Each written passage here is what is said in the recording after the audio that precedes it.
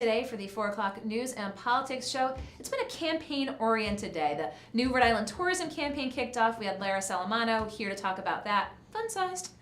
And now there's a new campaign also kicked off today as well, with legislation introduced to address the net neutrality repeal by the FCC and what the state could potentially do to address that. I have Micheal Beauregard, the president of the Rhode Island Young Democrats, here in studio with me to talk about this. You were just up at the State House, legislation introduced. Tell us the nuts and bolts. Thanks for having me, Kate. Yeah, and really the legislation as it's been proposed in Rhode Island is a state-level net neutrality law, really replicating what we already had at the FCC level and which was recently rescinded by President Trump's FCC regulations. And what this would do is it would provide guidelines for any contractors or subcontractors of the state to abide by a net neutral principle. And the hope with this legislation is that the collective buying power of the state of Rhode Island and all of our contractors and subcontractors would essentially incline internet service providers to offer that net neutral environment to all consumers. It's not only a good business practice, but it's also something we need for a vibrant internet-based economy in the state. So the campaign kind of officially kicked off today in support of this legislation. Tell us who showed up today and what was the tenor of folks who were there who said, we need this? So yeah, so there were overwhelming amount of young people there. I think it's something that, particularly among my generation, millennials, just a lot of support for keeping the internet free and open and really making that information body that's out there still equally accessible to all. Beyond that, there were a lot of legislators. There were a number of different advocacy groups. We actually have a coalition of over 12 organizations now, ranging from the ACLU of Rhode Island, Young Democrats. We have a number of different youth-oriented advocacy groups, as well as public interest groups like the Rhode Island Library Association, which see this as a critical issue to access of information. And we'll, of course, put links up after the fact here, but if folks want to get more information about the campaign, where should they go to? Well, there's a couple places. You can check us out online. If you just, on Facebook, Net Neutrality, you will find our campaign in Rhode Island, I'm sure, but you could also check out the Young Democrats of Rhode Island Facebook page and website, and those are great opportunities to get involved. Are other states taking a similar approach? Yep, actually, a number of states have taken similar and different approaches to doing a state-level law. I believe California actually just took a very bold approach and did the whole kit and caboodle, and really it's a net neutral protection law for all consumers. All consumers. And that certainly has issues of potential preemption at the federal level. A lot of other states are doing what we're doing, which is focusing on the subcontractors and contractors as a more safe way to prevent preemption issues. But I think we will be also taking that broad approach as well and see what we can get to stick. And the places you said folks to go for more information, I'm assuming there's an e-advocacy tool, getting in touch with your legislator and letting folks know that this is important to you. Yep, we'll be sustaining the campaign for the next, as long as the session goes on. So we will we'll have letter writing, emails, and a lot of opportunities for people who are interested in this campaign to get involved.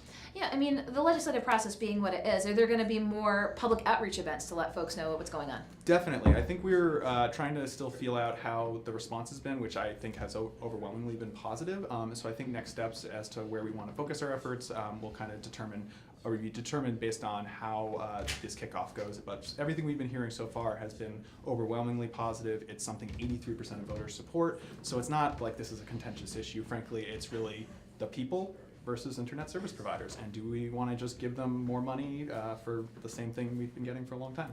So we'll see what happens moving forward. We're here February 1st. The GA session is well underway. But sort of the big elephant in the room is the POSOX. Do you think that, talk with us a little bit about that moving forward. Is this an issue you're involved with, Micheal? I'm not. I've Young Democrats, and personally I've stayed pretty far away just because I think there's merits to both sides of the argument. I mean, certainly we don't want to see a state treasure like the POSOX leave our state, but I also think in an era of competing priorities and the many different things that are competing for the few dollars in our budget, is it the best use of money? So I have not taken a position, and I stand by that, but I certainly know there's a lot of people who have strong positions both ways. So talk with us a little bit more about the Young Democrats' kind of legislative agenda this year and what you're looking to see accomplished up at the State House. Well, net neutrality has really risen to the top as our top priority, certainly with the youth interest in this, but also just it's something everybody our age can connect with, can identify with, and so it's really just been a hot button issue that we've really rallied around.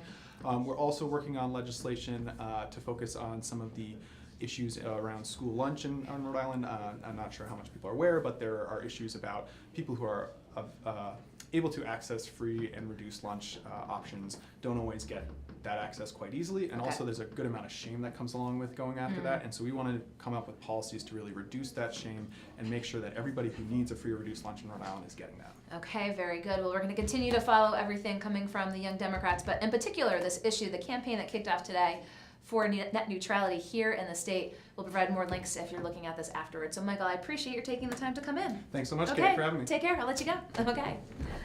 Micheal Beauregard with the Rhode Island Young Democrats. Legislation introduced up at the State House today to address the FCC's repeal of net neutrality and how the state could potentially address the issue by making sure that vendors and folks who use internet service that would have to adhere to the net neutrality principles. So we'll continue to follow this issue moving forward. I appreciate Michael taking the time to come in.